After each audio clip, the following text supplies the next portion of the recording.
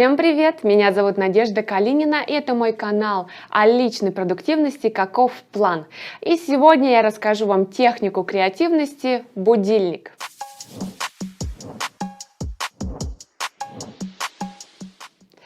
Подписывайтесь на мой канал, ставьте лайки, задавайте вопросы, я с радостью на них отвечу. Итак, техник креативности очень и очень много. На этом канале я буду рассказывать некоторые из них, чтобы вы могли прокачать свою креативность и свой навык креативного мышления. Итак, сегодня я расскажу такую технику, которая называется будильник или будильник идей. Подробно о ней рассказывает в своей книге «Кроссфит мозга» Игорь Намаконов. Если вы интересуетесь этой темой, можете почитать также и эту книгу. Там представлено, не знаю, около 40, наверное, различных техник креативности. И вот одна из них — будильник идей. Надо сказать, что к этой технике нужно заранее подготовиться и заранее составить для себя такую дорожную карту. Что же такое будильник идей? Будильник идей — это те определенные обстоятельства, условия внешней среды, которые стимулируют ваше творческое воображение. Вспомните те ситуации, когда к вам приходили какие-то яркие, интересные идеи.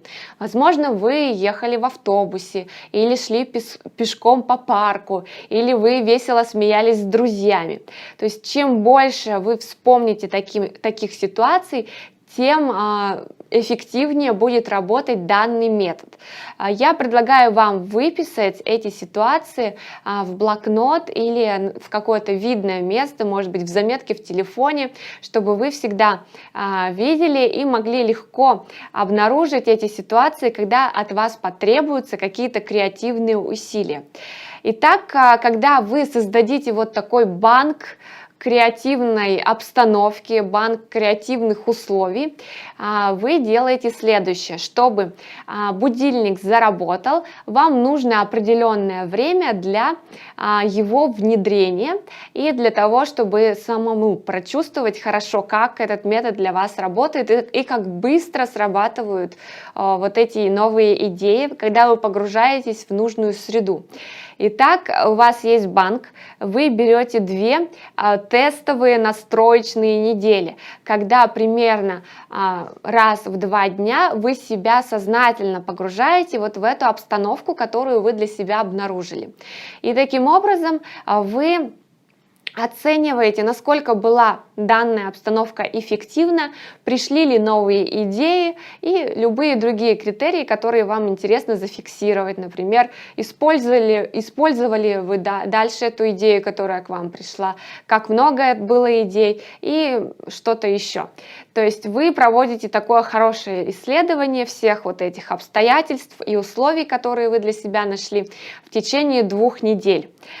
После этих 2 недель, во-первых, у вас уже сформируется определенная привычка, что вы погружаетесь в обстановку и ждете, что у вас включится креативное мышление. То есть это те определенные ожидания от нашего мозга, к которым он уже будет готов, и в дальнейшем вам будет проще и проще включать вот этот будильник идей.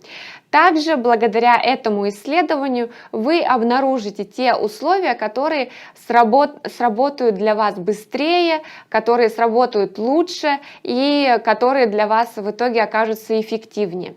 А значит, когда вам потребуется срочно включить свое креативное настроение, креативное мышление, вы уже знаете, что будете делать, вы уже знаете, какие обстоятельства и условия сработают для вас 100%. Итак, вот такая техника будильник идей. Вы сначала проводите исследования, настраиваете свой будильник, а когда необходимо включить креативность, вы погружаете себя в самые эффективные и самые стимулирующие условия для творчества и креативности. Большое спасибо за внимание.